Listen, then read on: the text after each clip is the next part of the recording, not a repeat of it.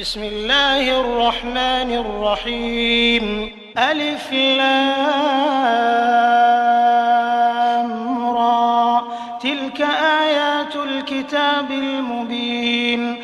إنا أنزلناه قرآنا عربيا لعلكم تعقلون. نحن نقص عليك أحسن القصص بما أوحينا إليك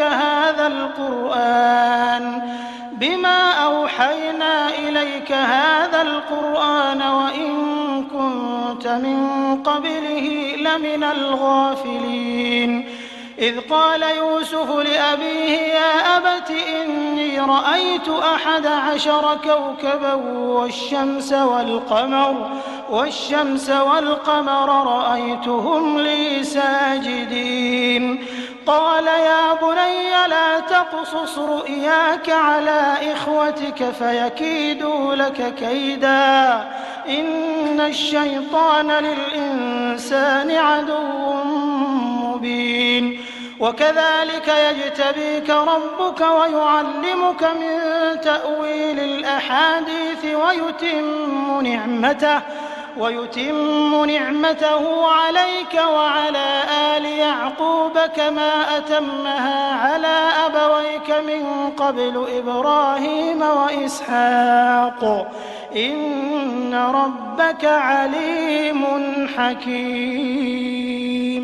لقد كان في يوسف وإخوته آيات للسائلين، إذ قالوا ليوسف وأخوه أحب إلى أبينا منا ونحن عصبة إن أبانا لفي ضلال مبين. اقتلوا يوسف أو اطرحوه أرضا يخل لكم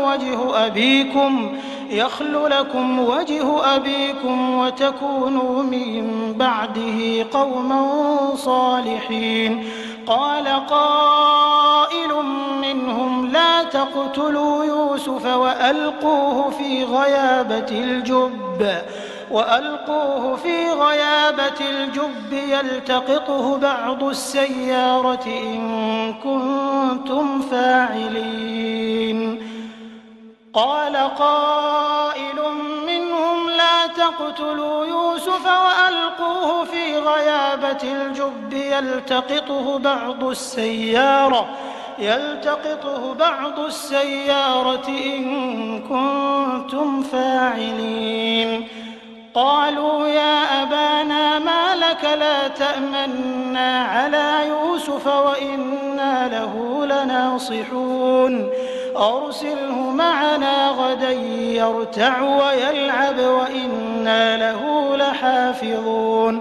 قال إني ليحزنني أن تذهبوا به وأخاف أن يأكله الذئب وأنتم عنه غافلون.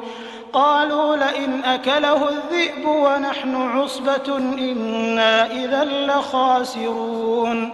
فلما ذهبوا به وأجمعوا أن يجعلوه في غيابة الجب وأوحينا إليه لتنبئنهم بأمرهم هذا وهم لا يشعرون. وجاءوا أباهم عشاء يبكون. قالوا يا أبانا إنا ذهبنا نستبق وتركنا يوسف عند متاعنا فأكله الذئب وما أنت بمؤمن لنا ولو كنا صادقين. وجاءوا على قميصه بدم كذب قال بل سولت لكم أنفسكم أمرا فصبر جميل والله المستعان على ما تصفون. وجاءت سيارة فأرسلوا واردهم فأدلى دلوه قال يا بشرى هذا غلام وأسروه بضاعة والله عليم بما يعملون. وشروه بثمن بخس دراهم معدودة وكانوا فيه من الزاهدين. وقال الذي اشتراه من مصر لامرأته أكرمي مثواه عسى أن ينفعنا أو نتخذه ولدا وكذلك مكنا ليوسف في الأرض ولنعلمه من تأويل الأحاديث والله غالب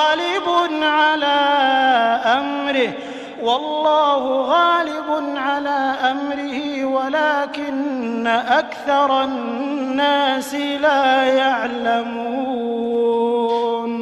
ولما بلغ أشده آتيناه حكما وعلما وكذلك نجزي المحسنين وراودته التي هو في بيتها عن نفسه وغلقت الأبواب وقالت هيت لك قال معاذ الله إنه ربي أحسن مثواي إنه لا يفلح الظالمون ولقد همت به وهم بها لولا أن رأى برهان ربه كذلك لنصرف عنه السوء والفحشاء إنه من عبادنا المخلصين واستبق الباب وقدت قميصه من دبر وألف يا سيدها لدى الباب قالت ما جزاء من أراد بأهلك سوءا إلا أن يسجن أو عذاب أليم قال هي راودتني عن نفسي وشهد شاهد من أهلها إن كان قميصه قد من قبل فصدقت وهو من الكاذبين وإن كان قميصه قد من دبر فكذبت وهو من الصادقين فلما رأى قميصه قد من دبر قال إنه من كيدكن إن كيدكن عظيم يوسف أعرض عن هذا واستغفري لذنبك إنك كنت من الخاطئين. وقال نسوة في المدينة امرأة العزيز تراود فتاها عن نفسه قد شغفها حبا إنا لنراها في ضلال مبين فلما سمعت بمكرهن أرسلت إليهن وأعتدت لهن متكئا وآتت كل واحدة منهن سكينا وقالت اخرج عليهن فلما رأينه أكبرنه وقطعن أيديهن وقلن حاش لله ما هذا بشرا إن هذا إلا ملك كريم قالت فذلكن الذي لمتنني فيه ولقد راودته عن نفسه فاستعصم ولئن لم يفعل ما آمره ليسجنن وليكونن من الصاغرين قال رب السجن أحب إلي مما يدعونني إليه وإلا تصرف عني كيدهن أصب إليهن وأكن من الجاهلين فاستجاب له ربه فصرف عنه كيدهن إنه هو السميع العليم ثم بدا لهم من بعد ما رأوا الآيات ليسجننه حتى حين ودخل معه السجن فتيان قال أحدهما إني أراني أعصر خمرا وقال الآخر إني أراني أحمل فوق رأسي خبزا تأكل الطير منه نبئنا بتأويله إنا نراك من المحسنين قال لا يأتيكما طعام ترزقانه إلا نبأتكما بتأويله قبل أن يأتيكما ذلكما مما علمني ربي إني تركت ملة قوم لا يؤمنون بالله وهم بالآخرة هم كافرون واتبعت ملة آبائي إبراهيم وإسحاق ويعقوب ما كان لنا أن نشرك بالله من شيء ذلك من فضل الله علينا وعلى الناس ولكن أكثر الناس لا يشكرون يا صاحبي السجن أأرباب متفرقون خير أم الله الواحد القهار ما تعبدون من دونه إلا أسماء سميتموها أنتم وآباؤكم ما أنزل الله بها من سلطان إن الحكم إلا لله أمر أن لا تعبدوا إلا إياه ذلك الدين القيم ولكن أكثر الناس لا يعلمون يا صاحبي السجن أما أحدكما فيسقي ربه خمرا وأما الآخر فيصلب فتأكل الطير من رأسه قضي الأمر الذي فيه تستفتيان وقال للذي ظن أنه ناج منهما اذكرني عند ربك فأنساه الشيطان ذكر ربه فلبث في السجن بضع سنين وقال الملك إني أرى 7 بقرات سمان يأكلهن 7 عجاف و7 سنبلات خضر وأخر يابسات يا أيها الملأ أفتوني في رؤياي إن كنتم للرؤيا تعبرون قالوا أضغاث أحلام وما نحن بتأويل الأحلام بعالمين وقال الذي نجا منهما وادكر بعد أمة أنا أنبئكم بتأويله فأرسلون يوسف أيها الصديق أفتنا في 7 بقرات سمان يأكلهن 7 عجاف و7 سنبلات خضر وأخر يابسات لعلي أرجع إلى الناس لعلهم يعلمون قال تزرعون 7 سنين دأبا فما حصدتم فذروه في سنبله إلا قليلا مما تأكلون ثم يأتي من بعد ذلك 7 شداد يأكلن ما قدمتم لهن إلا قليلا مما تحصنون ثم يأتي من بعد ذلك عام فيه يغاث الناس وفيه يعصرون وقال الملك ائتوني به فلما جاءه الرسول قال ارجع إلى ربك فاسأله ما بال النسوة اللاتي قطعن أيديهن إن ربي بكيدهن عليم قال ما خطبكن إذ راوتن يوسف عن نفسه قلن حاش لله ما علمنا عليه من سوء قالت امرأة العزيز الآن حصحص الحق أنا راودته عن نفسه وإنه لمن الصادقين ذلك ليعلم أني لم أخنه بالغيب وأن الله لا يهدي كيد الخائنين وما أبرئ نفسي إن النفس لأمارة بالسوء إلا ما رحم ربي إن ربي غفور رحيم وقال الملك ائتوني به أستخلصه لنفسي فلما كلمه قال إنك اليوم لدينا مكين أمين قال اجعلني على خزائن الأرض إني حفيظ عليم وكذلك مكنا ليوسف في الأرض يتبوأ منها حيث يشاء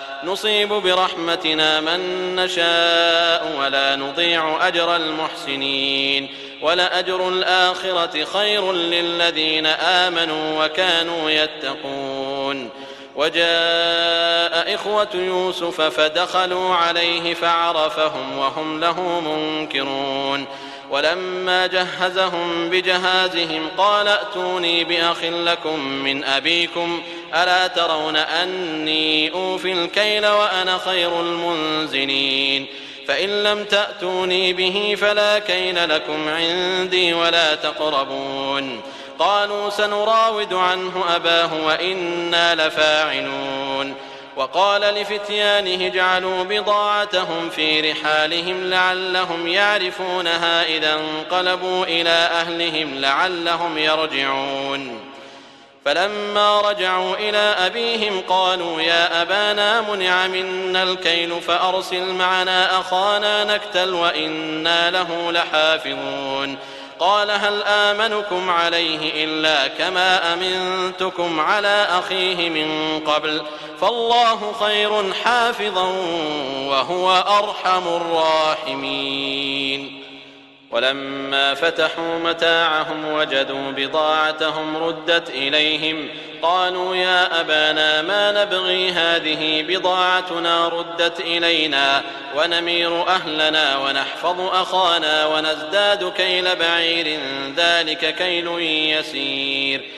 قال لن أرسله معكم حتى تؤتون موثقا من الله لتأتونني به إلا أن يحاط بكم فلما آتوه موثقهم قال الله على ما نقول وكيل. وقال يا بني لا تدخلوا من باب واحد وادخلوا من أبواب متفرقة وما أغني عنكم من الله من شيء إن الحكم إلا لله عليه توكلت وعليه فليتوكل المتوكلون. ولما دخلوا من حيث أمرهم أبوهم ما كان يغني عنهم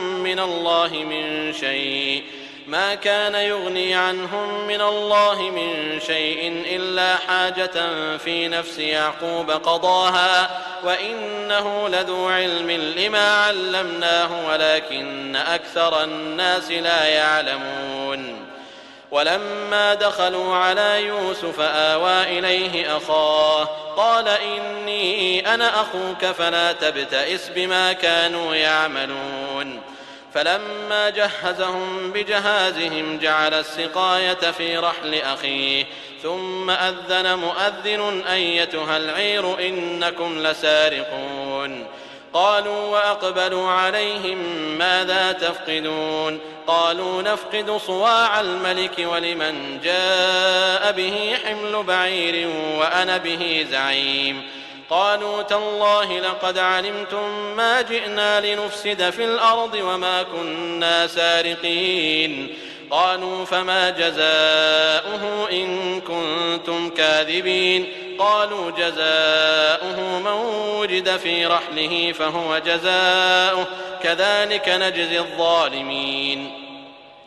فبدأ بأوعيتهم قبل وعاء أخيه ثم استخرجها من وعاء أخيه كذلك كدنا ليوسف ما كان ليأخذ أخاه في دين الملك إلا أن يشاء الله نرفع درجات من نشاء وفوق كل ذي علم عليم. قالوا إن يسرق فقد سرق أخ له من قبل فأسرها يوسف في نفسه ولم يبدها لهم.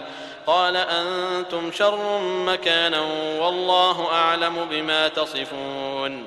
قالوا يا أيها العزيز إن له أبا شيخا كبيرا فخذ أحدنا مكانه إنا نراك من المحسنين. قال معاذ الله أن نأخذ إلا من وجدنا متاعنا عنده إنا إذا لظالمون. فلما استيئسوا منه خلصوا نجيا. قال كبيرهم ألم تعلموا أن أباكم قد أخذ عليكم موثقا من الله ومن قبل ما فرطتم في يوسف فلن أبرح الأرض حتى يأذن لي أبي أو يحكم الله لي وهو خير الحاكمين. ارجعوا إلى أبيكم فقولوا يا أبانا إن ابنك سرق وما شهدنا إلا بما علمنا وما كنا للغيب حافظين. واسأل القرية التي كنا فيها والعير التي أقبلنا فيها وإنا لصادقون. قال بل سولت لكم أنفسكم أمرا فصبر جميل عسى الله أن يأتيني بهم جميعا إنه هو العليم الحكيم. وتولى عنهم وقال يا أسفا على يوسف وابيضت عيناه من الحزن فهو كظيم. قالوا تالله تفتأ تذكر يوسف حتى تكون حرضا أو تكون من الهالكين. قال إنما أشكو بثي وحزني إلى الله وأعلم من الله ما لا تعلمون. يا بني يذهبوا فتحسسوا من يوسف وأخيه ولا تيأسوا من روح الله إنه لا ييأس من روح الله إلا القوم الكافرون. فلما دخلوا عليه قالوا يا أيها العزيز مسنا وأهلنا الضر وجئنا ببضاعة مزجاة فأوف لنا الكيل وتصدق علينا إن الله يجزي المتصدقين. قال هل علمتم ما فعلتم بيوسف وأخيه إذ أنتم جاهلون؟ قالوا أئنك لأنت يوسف؟ قال أنا يوسف وهذا أخي قد من الله علينا إنه من يتق ويصبر فإن الله لا يضيع أجر المحسنين. قالوا تالله لقد آثرك الله علينا وإن كنا لخاطئين. قال لا تثريب عليكم اليوم يغفر الله لكم وهو أرحم الراحمين. اذهبوا بقميصي هذا فألقوه على وجه أبي يأت بصيرا وأتوني بأهلكم أجمعين. ولما فصلت العير قال أبوهم إني لأجد ريح يوسف لولا أن تفندون. قالوا تالله إنك لفي ضلالك القديم. فلما أن جاء البشير ألقاه على وجهه فارتد بصيرا قال ألم أقل لكم إني أعلم من الله ما لا تعلمون؟ قالوا يا أبانا استغفر لنا ذنوبنا إنا كنا خاطئين. قال سوف أستغفر لكم ربي إنه هو الغفور الرحيم. فلما دخلوا على يوسف آوى إليه أبويه وقال ادخلوا مصر إن شاء الله آمنين. ورفع أبويه على العرش وخروا له سجدا وقال يا أبت هذا تأويل رؤياي من قبل قد جعلها ربي حقا وقد أحسن بي إذ أخرجني من السجن وجاء بكم من البدو من بعد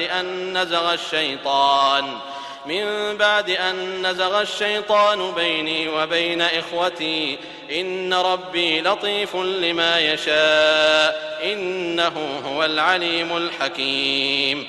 رب قد آتيتني من الملك وعلمتني من تأويل الأحاديث فاطر السماوات والأرض أنت ولي في الدنيا والآخرة توفني مسلما وألحقني بالصالحين. ذلك من أنباء الغيب نوحيه إليك وما كنت لديهم إذ أجمعوا أمرهم وهم يمكرون. وما أكثر الناس ولو حرصت بمؤمنين وما تسألهم عليه من أجر إن هو إلا ذكر للعالمين.